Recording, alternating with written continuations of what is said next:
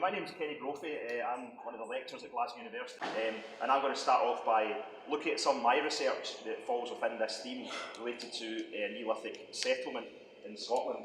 But I don't really want to take an approach of spending the next 20 minutes just telling you everything that we know about Neolithic settlement in Scotland, but rather I want to focus a bit more on the way that evidence has been found and how we use the evidence that has emerged in the last few decades in terms of the Neolithic in Scotland. So the premise I'm really taking here is one that you may or may not see as provocative, but the urbanisation and developments associated with urban living have been and still are the most creative forces in our understanding of not just the Neolithic of Scotland, but in general in British prehistory. Development and urbanisation and discoveries associated with developer-funded archaeology have given a huge shot in the arm for understanding of the Scottish Neolithic over the last decade since the late 1980s. And that's something which we're still coming to terms with. But I want to give a sense here of how that's transformed our understanding, but also how I still think we don't really quite understand the random nature of the archaeological record here. Now, I apologise, some of these words on this slide might be quite difficult to see on these slides, because the screen's quite small. But if anything really important is on the slides, I'll read it out. But otherwise, you can just imagine what's there in the tiny lettering. And also, towards the end, I want to just quickly focus on another side of this dimension of lots of interesting Neolithic stuff being found, and look at what happens with that material. How do people find out about it? How do we make use of it? How do we add value to that within society today? Is it enough just to find stuff and produce reports that go into grey literature, onto online PDFs, or is there more we can do with that? And I'll look at one or two examples where developer-funded discoveries have led to quite interesting community engagement, but maybe also say that there's lots more we could do on that front as well.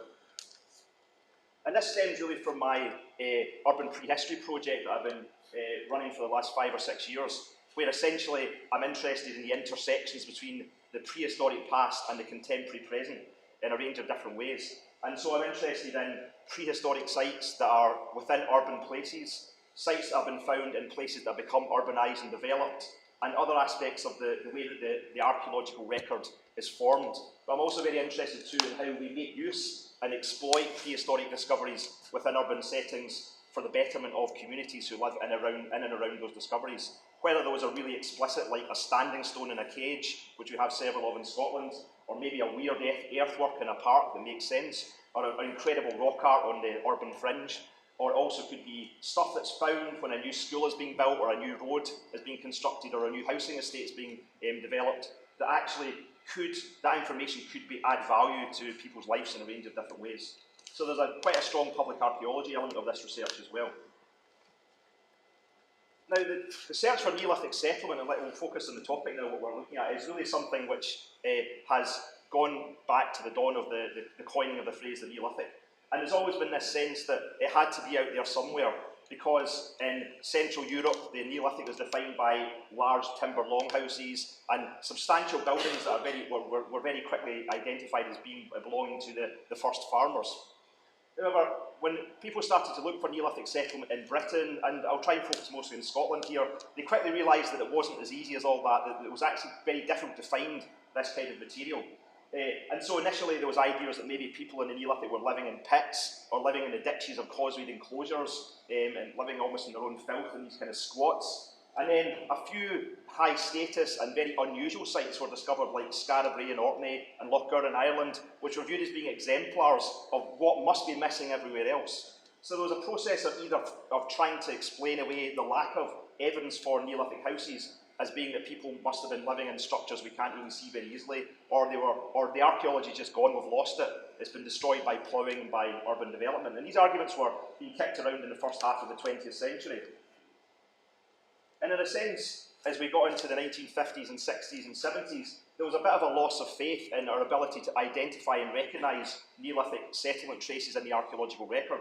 Monuments were very easy to find, and they became a focus of Neolithic studies, and things like houses and domestic pits and other bits of information that told us about what people were doing on a daily basis were gradually sidelined within Neolithic studies with a sort of shrug of the shoulders and an acceptance, well, maybe we're just never going to find this stuff. And so there was a bit of a loss of faith, and so these two reconstruction drawings here are of two sites which you could argue may have had a domestic element to them, the North Circle at Durrington Walls and Balbrady Timber Hall in Aberdeenshire.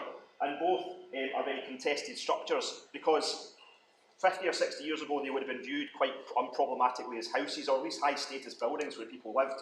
And yet as the 80s and 90s came along, gradually arguments started to be made that actually, are these really houses? Are these maybe more cult structures, or maybe they're ritual monuments, or maybe they're something else, but they're probably not houses because we don't have houses in the Neolithic. We can't find that kind of stuff out with the exceptional survival of the Northern and Western Isles in Scotland. And so into the 1980s, in the 1990s, post-processual archaeologists like Julian Thomas and Alistair Whittle and John Barrett and Mike Parker Pearson started to push this idea of a mobile Neolithic, the argument being that essentially in the first millennium of the Neolithic period, between around 4000 and 3000 BC, both in Scotland but more broadly across Britain and Ireland, people were essentially mobile and they didn't settle down into farms. So they may have been farming, they may have been doing all the other stuff we associate with early farmers, but they were still living in campsites and tents, or as Julian Thomas characterised it, flimsy and temporary dwellings. So we've come to the point now where the lack of evidence for Neolithic houses and settlement has been explained away by a theoretical model that says that we haven't found Neolithic houses because there are no Neolithic houses to find. And if a Neolithic building is found, and in the 90s the word building was preferred to house because house was viewed as being incredibly loaded and viewed as being a modern construct, rather than just a place where people live, which seems a very basic and simple idea. And when a building was found, it tended to be explained away as a ritual of a cult structure, or emphasis was placed on the weird elements of the structure that were ritualistic, rather than maybe just the normal stuff. So there was a sense that the argument had been settled. But something very dramatic happened in Ireland in the 80s and into the 90s. Sorry, before I get up, I've got this slide. Yeah, so we've got this position where in Scotland, by the mid-1980s, we have very little evidence for Neolithic settlement. And this is partly down to preconceptions. Here we have Gordon Childe saying famously, Scotland cannot have been an inviting country for agricultural settlement. That's just a ludicrous statement, because of course we know that Scotland has got plenty of lowland arable areas that would easily be exploited in prehistory. Stuart Piggott said the settlements of the early Scottish farmers have left us little to recognise on the surface. And distribution maps were produced in the 50s, 60s and 70s that showed things like, this is a map here which is showing domestic pits that maybe represent proxies for Neolithic settlement in Britain. And in Scotland there are two pits that are identified in this, and both of those are really unconvincing, rubbishy things that were found by a farmer in the 19th century, almost in the same field. So it's actually just one dot, but they made it into two because there was two things found in the same field. So we've got this kind of sense that there's a concentration of settlement in lowland England and in the chocolate uplands, and elsewhere there's not much happening. And maybe this is partly because of these preconceptions, and Gordon Barclay's argued very strongly that's the case. Also, it's partly because I think we were either looking in the wrong places, or we simply didn't have the resources to actually identify this very, very tricky, difficult area of archaeological material. In 1985, Ian Kinnis wrote a review of the Scottish Neolithic, and he argued essentially that they were, that in his description, he could only identify 2 Neolithic houses in all of mainland Scotland. And one of them's a bit dodgy as well. So there's not really very much being found in these kind of reviews. And Kinnis, interestingly, also in that paper, did an overview of Neolithic excavations in Scotland that happened, and I think this is between 1945 and about the early 1980s. And I can't even see the picture there to see how small it is to get the figures. But essentially, Kinnis documented 82 excavations took place in Scotland that were of Neolithic sites or found Neolithic material between 1945 and the early 1980s. And of those, 25 were salvage excavations, as he called them, and the rest were research excavations. And a very high proportion of those were happening in Orkney and the Western Isles, and almost nothing happening in other areas like Aberdeenshire and Tayside. So we have this imbalance of where people are looking and working, and a focus on places that we already know the settlement record really well. We know what's happening in Orkney, in a sense, in the Neolithic, in terms of where people are living. But what's happening elsewhere, it's not being looked for. So there's a mixture of people looking in the wrong place and a combination of things.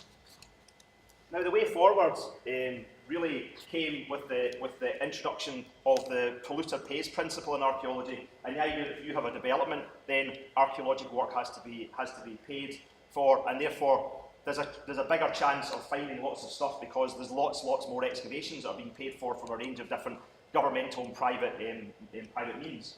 And the best illustration of the impact this can have on our understanding of the past is in Ireland, where a major motorway upgrading and building project in the 80s and 1990s in particular, which is kind of associated with the economic boom in Ireland, revealed dozens and dozens of what could only be described as Neolithic houses.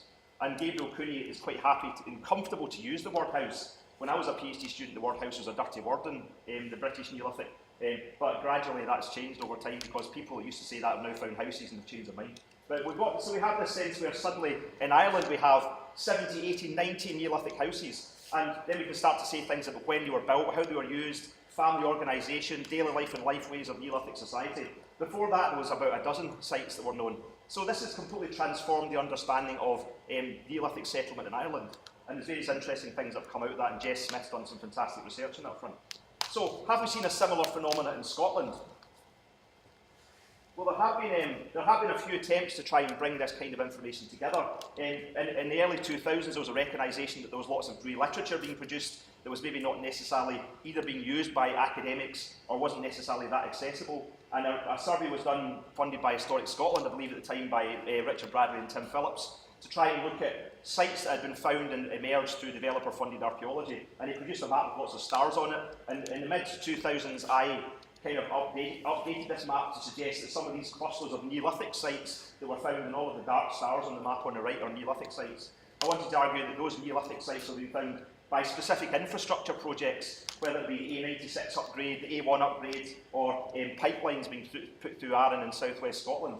And my argument then was essentially the Neolithic was being constructed by a series of serendipitous actions that were out with the control of archaeologists. We were finding out things about the Neolithic because someone decided that we needed a pipeline between two places, or because a new road was needed, or something else. So there's a sense developing, even then, when we were sort of 19, 20 years into the data boom in archaeology, that the archaeological record was being shaped out with our control, and it was sort of all over the place. It was a completely random sample of the landscape. And the kind of work done in that time looking at these things was a kind of a basic start to try and get a handle on what was happening, and specifically for me in relation to the Neolithic, but also for Phillips and Bradley more broadly for other periods as well. So since that work, I've been sort of trying to keep a tab on what's been happening, and I've got a database which I'm going to share a little bit of the data with you just now, which I still have a lot of work to do with, and it's a bit of a dirty database, if that's the correct phrase, I don't know. But it's having to clean the data up, I think that's what I mean. But essentially, using very rough record of discovery and excavation Scotland, various other sources of material, I've tried to work out and get a record of every excavation of a Neolithic site in Scotland that's happened since 1985. And that takes in this data boom that's associated with the developer-funded archaeology sector. And there's some very interesting trends emerged through this. So, for instance, the graph on the left is Neolithic sites that are excavated over this 40-year period. So this data is almost certainly a bit wrong, but roughly I've got this 283 sites were excavated in that period, and roughly 2/3 of them were developer-funded excavations and 1/3 were research excavations. The graph on the right shows the actual number of excavations, because, for instance, the Ness of Brodgar has had 10 or 12 seasons of excavation, and other sites have had repeat seasons as well. So there's been, by my reckoning, 458 excavations of Neolithic sites in this period, and again, roughly 1/3 of that is research and 2/3 is developer-funded. But this data is very simplistic and is completely dominated by various different things. For instance, the research excavations, a very big chunk of those are Orkney. I think that at least 10 to 15% of the excavations that have taken place of Neolithic sites in Scotland in that period have been research excavations in Orkney. So that has a completely skewing effect on what the data is showing us here. But it's suggesting that there's a lot of sites that are being found, a lot of work is being done in the known sites because of developer-funded archaeology. Now, the data here is very small, you won't be able to see this really, but this is a chart where the number of excavations have been divided up by council area, and then again are divided up by research and developer funded. And there's some very clear trends. In Aberdeenshire, at the left, the kind of lighter bar is the developer-funded excavation.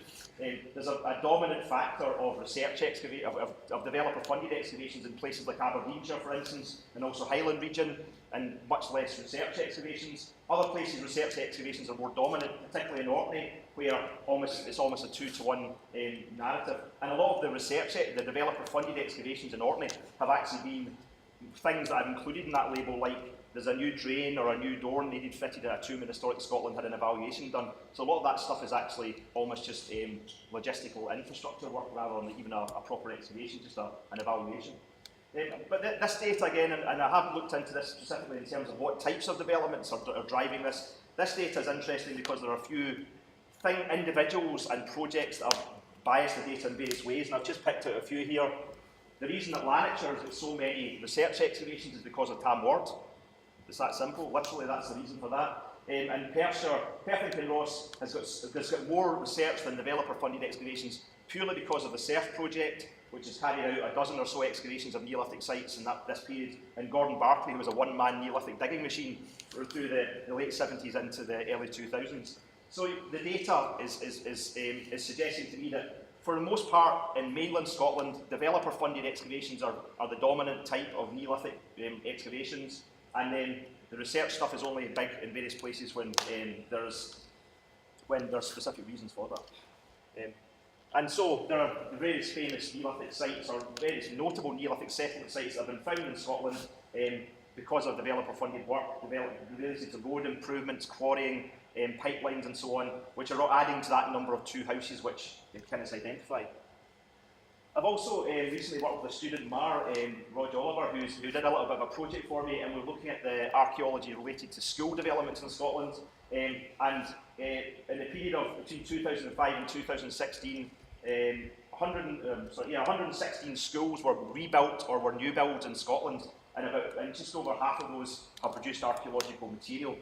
And again, this is the early days of this data set, but 7% of those sites have included Neolithic material, and another chunk of 7% are prehistoric. And once we see DSRs in more detail, they may also turn out to be Neolithic as well. So there's again a whole set of sites that are being constructed based on a social need, a government programme of activity, being funded centrally by the taxpayer, which is producing huge amounts of archaeology, and some of that is Neolithic and is helping us understand Neolithic settlement. So, for instance, Larkhall Academy, excavated in the 2000s, was found in advance of the construction of the new school there, and is one of the very few timber halls that we have in Scotland, a very important discovery. And Larkhall Academy, which is my old school, when the new Larkhall Academy was being built about a decade ago, they found a very nice cluster of Neolithic pits on a playground, on a play park where the school was to be built, which is where I used to walk over every day to go to school, which is why I became an archaeologist, of course. So we've got a pit cluster full of very fine carnated ware pottery in a place archaeologists would never ever have looked. And that's really the key thing here. This is archaeology that archaeologists do not have the resource to find, perhaps wouldn't even think of looking in these places. So these other things are driving our understanding of Neolithic settlement patterns. Houses, pit clusters, all sorts of domestic material being found because of these external drivers that are shaping the archaeological record. And I don't think we really quite have a handle on the way how that's working and how that's changing things. And one other example is the wonderfully named David Moyes Road site, which is a timber hall that Gard excavated last year, and it's the largest timber hall ever found in Scotland, and it's almost Germanic in its scale, and it was found during the construction of playing fields for the nearby secondary school. So again, a completely serendipitous discovery. This site doesn't show us a crop mark. Why would we ever have excavated in this field? And yet there's incredible stuff, including a very rich Bronze Age hoard that was found there as well, and some later prehistoric settlement.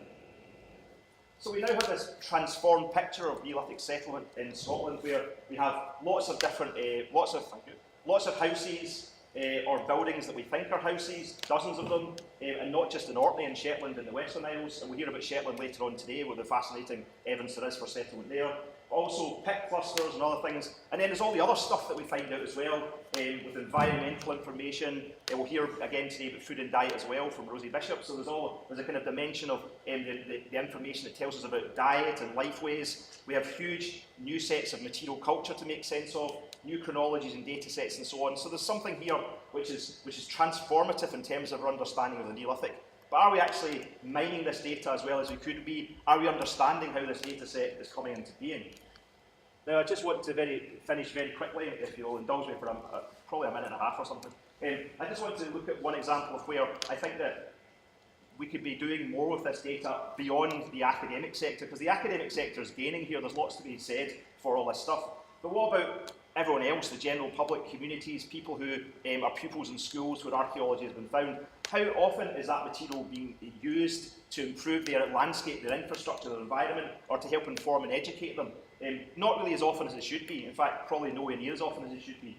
One nice example that I kind of picked up on by chance was at Chapelfield Cowie, which is a Neolithic settlement that was excavated by John Atkinson and Gard in the 1990s in advance of the development of a small housing estate near Stirling. And there they found a very important late Neolithic settlement complex with roundhouses and a very fine collection of quernstones and various other things. So a very exciting site that was found, and one that appears in the literature and is a rare example of late Neolithic settlement. Again, in a site where we would never have looked without the driver of a development happening. When I went there a couple of years ago to look and see if this was evident in any way within the estate, I was quite happy to see that some of the street names had been used within the estate to try and reflect this prehistoric background. So we've got Flint Crescent, Walker Crescent, which is nice, and Roundhouse, one of the streets is called as well. So we have this kind of nice presencing of the Neolithic within the street names, and that's a very simple thing, but quite a nice thing that we could do a bit more with houses and streets that are built on top of prehistoric sites.